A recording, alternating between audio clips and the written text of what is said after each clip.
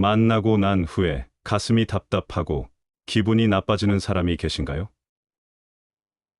겉으로는 친절한 척하면서도 은근히 당신을 깎아내리고 무시하는 듯한 느낌을 받은 적 있으신가요?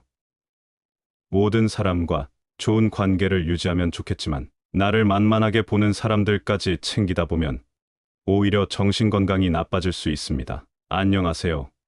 40년간 인간관계 문제를 상담해온 심리상담사 최병우입니다. 오늘은 제가 수천 명의 상담 경험을 통해 발견한 상대방이 당신을 만만하게 보고 있다는 결정적인 5가지 신호와 효과적인 대처법을 알려드리려고 합니다. 이 영상을 끝까지 시청하시면 누가 진심으로 당신을 존중하는 사람인지, 그리고 누구와 거리를 두어야 할지 정확히 판단할 수 있게 됩니다. 더 이상 불편한 관계로 스트레스 받지 않고 건강한 인간관계만 선택적으로 유지하실 수 있을 것입니다. 상담을 통해 78세 한영희님은 30년간 자신을 무시하던 친구와의 관계를 재정립했고, 75세 김영우님은 며느리와의 갈등을 해결했습니다. 오늘 제가 드리는 조언을 통해 여러분도 인간관계에서 주도권을 되찾고 진정한 행복을 찾으실 수 있을 것입니다. 소중한 시간을 내어 이 영상을 시청해 주셔서 감사합니다. 구독과 좋아요는 무료입니다. 한 번의 클릭으로 더 많은 분들에게 이 소중한 정보가 전달될 수 있습니다. 그럼 지금부터 당신을 만만하게 보는 사람들의 5가지 특징을 하나씩 살펴보겠습니다. 오늘 제가 여러분께 알려드릴 것은 상대방이 당신을 만만하게 보고 있다는 결정적인 5가지 신호입니다. 첫 번째로 살펴볼 신호는 오래된 관계에서 나타나는 존중과 예의 결여입니다. 제 상담실에 찾아온 69세 박영자님은 20년 지기 친구 모임에서 겪는 문제로 상담을 요청하셨습니다. 선생님, 저희는 젊었을 때부터 알고 지낸 사이인데 요즘 모임에서 정미가 저에게 반말을 해요. 다른 친구들에게는 높임말을 쓰면서 유독 저에게만 야, 명자야라고 부르죠. 박영자님은 처음에는 친근감의 표현이라 생각했지만 시간이 지날수록 이것이 무시의 표현이란 걸 느꼈다고 합니다. 이것은 단순한 말투의 차이가 아닙니다. 오랜 관계에서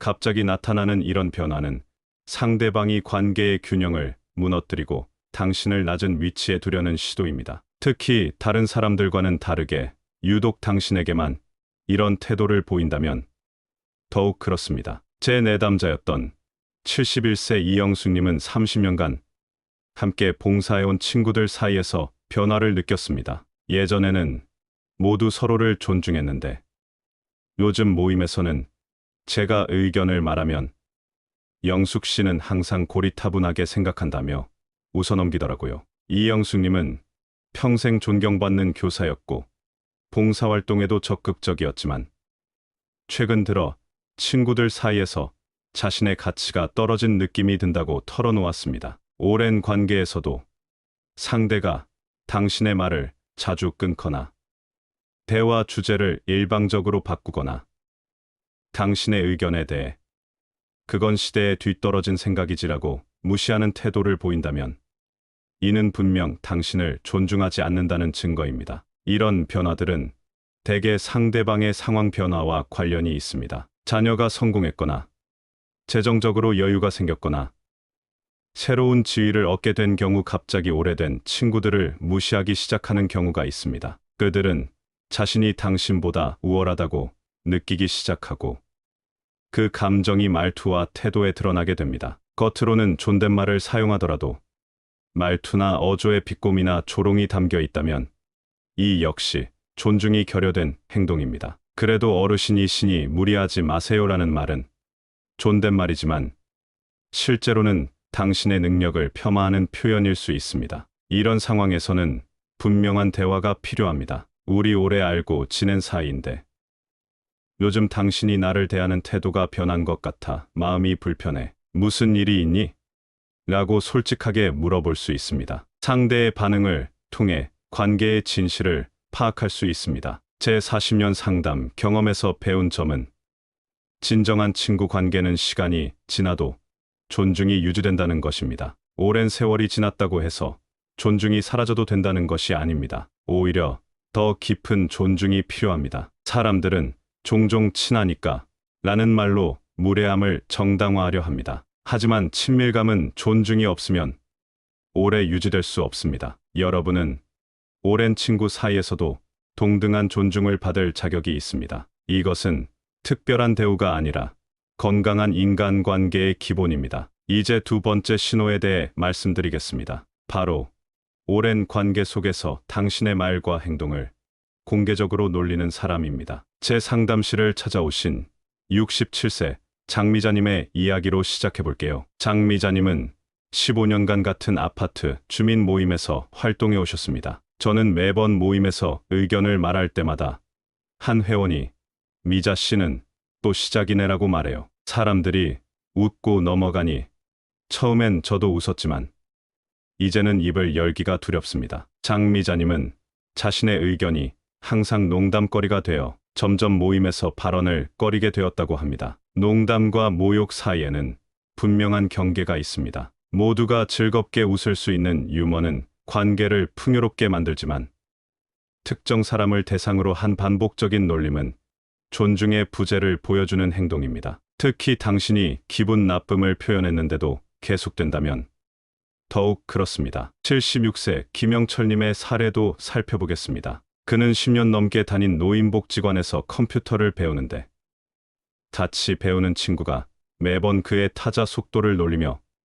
영철님은 거북이보다 느리네요. 우리 다 끝났는데 아직도 하고 있어요? 라고 말한다고 합니다. 처음에는 친근함으로 생각했지만 시간이 지날수록 공개적인 자리에서의 이런 발언이 자존심을 상하게 한다고 하셨습니다. 이러한 행동은 단순한 장난이 아닙니다. 이는 상대방이 당신을 존중하지 않으며 당신의 감정보다 자신의 재미를 더 중요시한다는 신호입니다. 더 심각한 것은 이런 행동이 주변 사람들에게도 당신을 가볍게 볼 수 있다는 잘못된 메시지를 전달한다는 점입니다. 특히 시니어를 향한 놀림은 종종 나이나 능력과 관련된 고정관념을 담고 있습니다. 이 나이에는 이해 못하시죠? 요즘 젊은 세대 이야기는 모르실 거예요와 같은 말들은 겉으로는 농담처럼 들릴 수 있지만 실제로는 연령차별적 태도가 담겨 있습니다. 당신이 한 말이나 행동이 항상 웃음거리가 되거나 그룹에서 이야기할 때 또 그 얘기냐는 반응을 받거나 당신의 실수가 계속해서 회자된다면 이는 분명 문제가 있는 관계입니다. 이런 상황에서는 단호하게 대응하는 것이 중요합니다. 제가 장미자님께 조언해드린 방법은 다음과 같습니다. 다음에 그런 말을 들으면 웃지 말고 진지한 표정으로 그 말이 나를 불편하게 해. 농담으로 넘기지 말고 내 의견을 존중해 주었으면 해라고 말해보세요. 처음에는 어색할 수 있지만 당신의 경계를 분명히 하는 것이 중요합니다. 김영철님의 경우에는 개인적으로 그 친구를 만나 컴퓨터를 배우는 과정이 나에게는 중요해. 속도를 놀리는 말이 자존심을 상하게 하니 그만해 주었으면 좋겠어 라고 솔직하게 전달하도록 조언했습니다. 결과적으로 그 친구는 진심으로 사과했고 관계가 더 깊어졌다고 합니다. 제 상담 경험에서 발견한 중요한 점은 이런 놀림이 지속되는 이유가 종종 당신의 반응 때문일 수 있다는 것입니다. 계속 웃으며 넘어가거나 아무 말도 하지 않으면 상대는 그것이 괜찮다고 오해할 수 있습니다. 불편함을 분명히 표현하는 것이 건강한 관계의 시작입니다. 모든 관계에는 상호 존중이 필요합니다. 오랜 관계라도 상대방의 말과 행동이 당신을 깎아내리고 모욕한다면 그것은 관계의 불균형을 보여주는 신호입니다. 당신은 어떤 관계에서도 존중받을 가치가 있습니다. 세 번째로 살펴볼 신호는 오랜 관계 속에서 당신의 옷차림과 외모를 끊임없이 지적하는 사람입니다. 제 상담실에 오신 70세 김순자님의 이야기를 들려드리겠습니다. 김순자님은 30년 지기 친구들과 매월 모임을 갖는데 한 친구가 매번 그녀의 외모를 지적한다고 합니다. 선생님, 제가 평범하게 입고 가면 왜 이렇게 촌스럽게 입었니? 라고 하고 조금 차려입고 가면 누구 보려고 그렇게 꾸몄어? 라고 해요. 아무리 오래된 친구라도 이런 말은 상처가 됩니다. 외모에 대한 지적은 표면적으로는 관심이나 조언처럼 보일 수 있지만 실제로는 상대방을 통제하고 평가하려는 욕구에서 비롯됩니다. 특히 옷차림에 대한 끊임없는 평가는 당신의 취향과 선택을 존중하지 않는다는 신호입니다. 65세 박정우님의 사례도 있습니다. 그는 10년 넘게 다닌 동호회에서 한 회원이 항상 그의 머리 스타일과 체형을 언급한다고 했습니다. 머리가 많이 빠졌네요. 운동 좀 하셔야겠어요. 라는 말을 매번 들을 때마다 모임에 가기가 꺼려진다고 합니다. 박정우님은 이런 말들이 나이 들매에 대한 자연스러운 변화를 비하하는 느낌이라고 하셨습니다. 이런 지적의 특징은 일관성이 없다는 것입니다. 어떻게 하든 비판의 대상이 됩니다. 소박하게 입으면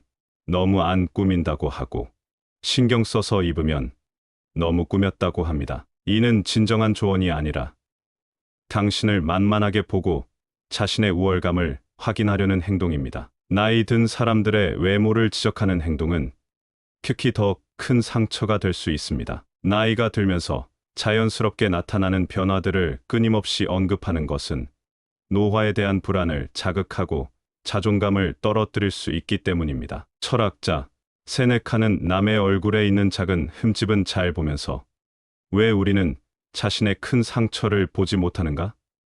라고 물었습니다. 다른 사람의 외모를 비판하는 이들은 종종 자신의 불안과 결점을 타인에게 투사하는 경우가 많습니다. 김순자님에게 제가 해드린 조언은 이렇습니다. 다음에 그런 말을 들으면 웃지 말고 내 옷차림은 내가 결정할 일이야. 내 의견은 필요 없어라고 분명히 말해보세요. 처음에는 어색하고 불편할 수 있지만 경계를 설정하는 것이 매우 중요합니다. 박정우님의 경우에는 나이 들면서 생기는 변화에 대한 언급은 듣기 불편해. 더 이상 그런 이야기는 하지 말아줬으면 해 라고 직접적으로 말씀하시도록 조언했습니다. 놀랍게도 이후 그 회원은 진심으로 사과했고 자신도 비슷한 불안감을 갖고 있었다고 고백했다고 합니다. 40년 상담 경험에서 제가 발견한 것은 외모를 지적하는 사람들은 종종 자신의 불안정함을 타인을 통제함으로써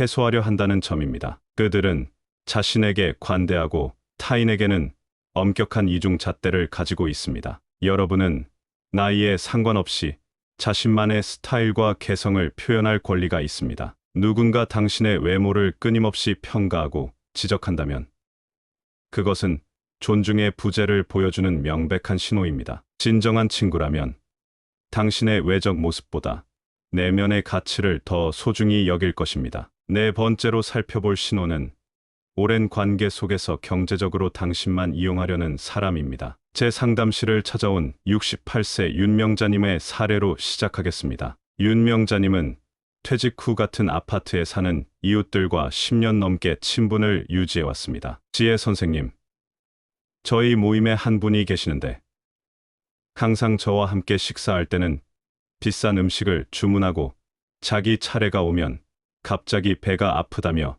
빠지거나 간단한 커피 모임으로 바꿔요. 처음엔 우연인 줄 알았는데 5년 동안 이런 패턴이 계속되고 있어요. 이것은 명백하게 상대방이 당신을 경제적으로 이용하고 있다는 신호입니다. 이런 사람들은 자신의 돈은 아끼면서 다른 사람의 돈을 쓰는 데는 전혀 거리낌이 없습니다. 그들에게는 자신의 경제적 이익이 관계보다 더 중요합니다. 또 다른 예로 72세 이상우님의 이야기가 있습니다. 그는 7년간 함께 활동한 동호회 친구가 매번 모임 때마다 지갑을 놓고 왔다.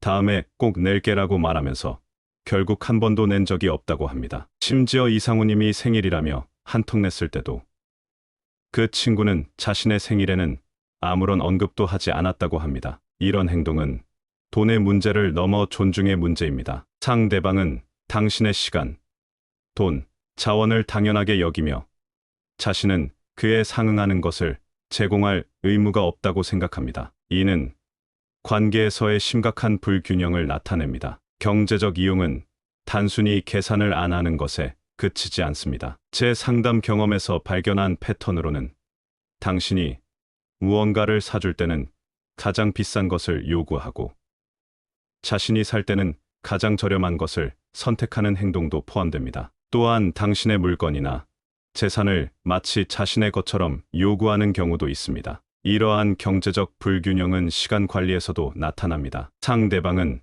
자신의 시간은 소중히 여기면서 당신의 시간은 가볍게 취급합니다. 약속 시간에 늦거나 갑자기 취소하거나 자신의 편의에 따라 일방적으로 변경하는 모습을 보입니다. 윤명자님에게 제가 조언한 방법은 다음과 같습니다. 다음에 식사 자리가 잡히면 미리 오늘은 각자 계산하는 걸로 해요라고 명확히 말씀하세요. 그리고 상대의 반응을 지켜보세요. 이후 윤명자님은 이 방법을 시도했고 그 친구가 갑자기 바쁘다며 불참했다고 합니다. 이는 그 관계의 본질을 명확히 보여주는 반응이었습니다. 이상우님의 경우에는 이번엔 당신이 한턱 내는 게 어떨까요?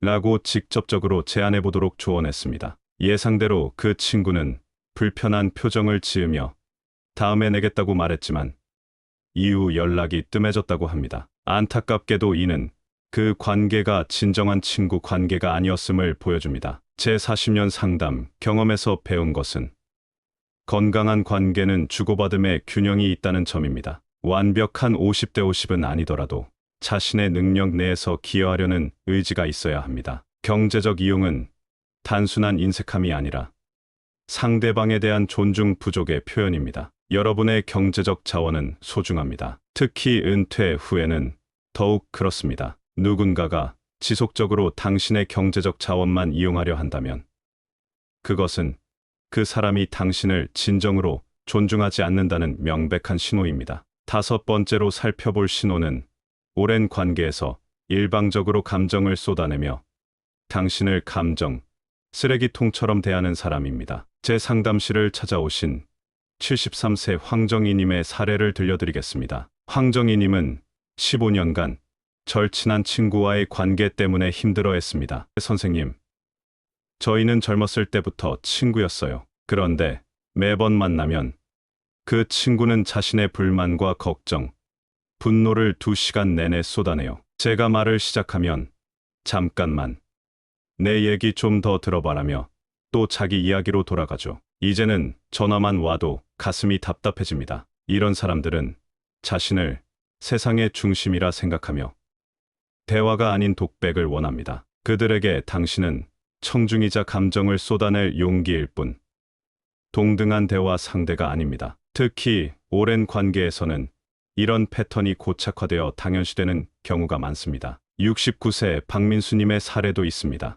그는 10년지기 동네 친구와의 관계 때문에 상담을 요청했습니다. 그 친구는 자신의 건강 문제에 대해 끊임없이 이야기하면서도 제가 비슷한 문제로 걱정한다고 말하면 그건 별거 아니야 라고 넘겨버려요. 내 감정은 중요하지 않은 것 같아 점점 거리감이 생깁니다. 이런 행동은 감정적 일방통행이며 상대방이 당신의 감정과 경험을 중요하게 여기지 않는다는 신호입니다. 건강한 관계에서는 감정의 교류가 있어야 합니다. 한쪽만 끊임없이 자신의 감정을 표현하고 다른 쪽은 항상 들어주기만 한다면 그것은 균형 잡힌 관계가 아닙니다. 이런 사람들의 특징은 자신의 감정에 대해서는 극도로 예민하면서도 타인의 감정에는 둔감하다는 것입니다. 그들은 작은 일에도 크게 화를 내거나 기쁨을 과하게 표현하는 등 감정 조절이 어렵습니다. 하지만 당신이 비슷한 감정을 표현하면 그렇게 예민할 필요 없어라고 말합니다. 특히 시니어들 사이에서 이런 일방적 관계는 외로움과 관련이 있을 수 있습니다. 가족과 떨어져 지내거나 배우자를 잃은 사람들은 때로 친구에게 과도하게 의존하게 됩니다. 하지만 그렇다고 해서 당신이 항상 그들의 감정적 지지대가 되어야 할 의무는 없습니다. 황정희님에게 제가 조언한 방법은 이렇습니다. 다음에 만날 때 오늘은 내 이야기도 좀 들어주면 좋겠어. 30분씩 번갈아가며 이야기하자고 제안해보세요. 황정희님이 이 방법을 시도했을 때 그 친구는 처음에는 놀랐지만 이후 관계가 조금씩 균형을 찾아갔다고 합니다. 박민수님의 경우에는 내 건강 문제도 나에게는 중요해. 내가 내 이야기를 들어주지 않으면 나도 속상해라고 솔직하게 말씀하시도록 조언했습니다. 이런 분명한 소통은 관계의 패턴을 바꾸는 첫 걸음이 될 수 있습니다. 제 오랜 상담 경험에서 발견한 것은 감정 쓰레기통 취급을 받는 사람들은 대개 좋은 사람이라는 이미지를 유지하고 싶어하는 경향이 있다는 점입니다. 그들은 타인의 부정적인 평가를 두려워하며 그래서 상대의 무례함에도 참고 들어주려 합니다. 하지만 진정한 자기 존중은 때로는 안 돼라고 말할 수 있는 용기에서 시작됩니다. 대화는 말하기와 듣기가 균형을 이루어야 합니다. 당신의 감정, 생각, 경험은 충분히 가치 있고 중요합니다. 누군가가 지속적으로 당신을 감정, 쓰레기통처럼 대한다면 그것은 그 사람이 당신을 진정한 인격체로 존중하지 않는다는 명백한 신호입니다. 지금까지 상대방이 당신을 만만하게 보고 있다는 5가지 결정적인 신호에 대해 말씀드렸습니다. 이러한 신호들을 다시 한번 정리해 보겠습니다. 첫째, 오랜 관계 속에서도 존중과 예의가 결여된 행동을 보이는 사람입니다. 반말을 사용하거나 당신의 의견을 무시하는 등의 태도로 관계의 불균형을 만듭니다. 둘째, 당신의 말과 행동을 공개적으로 놀리는 사람입니다. 이들은 당신을 농담거리로 삼아 자신의 우월감을 확인하려 합니다. 셋째, 옷차림과 외모를 끊임없이 지적하는 사람입니다. 이들은 일관성 없는 비판으로 당신의 자존감을 낮추려 합니다. 넷째, 경제적으로 당신만 이용하려는 사람입니다. 그들은 자신의 돈은 아끼면서 당신의 재정적 자원은 가볍게 여깁니다. 다섯째, 일방적으로 감정을 쏟아내며 당신을 감정 쓰레기통처럼 대하는 사람입니다. 이들에게 당신은 청중일 뿐 동등한 대화 상대가 아닙니다. 이런 사람들에게 어떻게 대처해야 할까요? 제 40년 상담 경험을 바탕으로 3가지 효과적인 방법을 알려드리겠습니다. 첫째, 당당하게 자신의 감정을 표현하세요. 그 말이 나를 기분 나쁘게 해. 나도 존중받고 싶어. 내 의견도 중요해라고 분명하게 말할 수 있어야 합니다. 항상 웃으며 넘기지 마세요. 불편함을 표현하는 것은 건강한 경계를 세우는 첫걸음입니다. 처음에는 어색하고 어려울 수 있지만 한번 용기를 내면 다음부터는 훨씬 쉬워집니다. 67세 김영희님은 30년 지기 친구에게 내가 나를 무시하는 것 같아 마음이 아파 라고 솔직하게 말한 후 그 친구가 진심으로 사과하고 관계가 더 깊어졌다고 합니다. 때로는 상대방도 자신의 행동이 당신에게 어떤 영향을 미치는지 모르는 경우가 있습니다. 둘째, 내적으로 자신을 강화하세요. 다른 사람의 평가와 인정에 의존하지 않는 자존감을 키우는 것이 중요합니다. 매일 밤 자신의 강점과 가치에 대해 생각하고 긍정적인 자기 대화를 연습하세요. 나는 충분히 가치 있는 사람이다.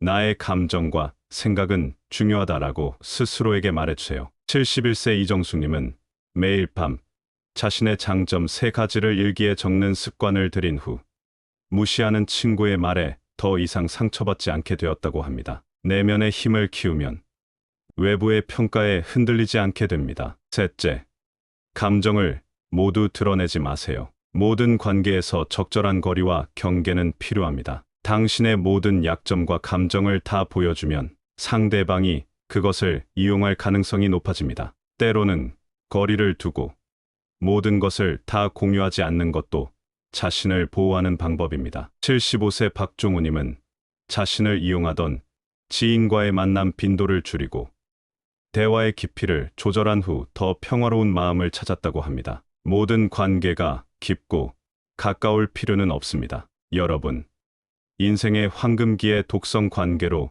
인해 스트레스 받을 필요는 없습니다. 당신을 만만하게 보는 사람들은 당신의 소중한 시간과 에너지를 낭비할 가치가 없습니다. 당신은 존중받을 자격이 있고 건강한 관계만으로도 충분히 행복한 삶을 살 수 있습니다. 오늘 제 이야기가 여러분의 인간관계에 작은 도움이 되었기를 바랍니다. 다음에는 더 행복하고 건강한 노년 생활을 위한 지혜를 나누겠습니다. 구독과 좋아요는 무료입니다. 한 번의 클릭으로 더 많은 분들에게 이 소중한 정보가 전달될 수 있습니다. 감사합니다.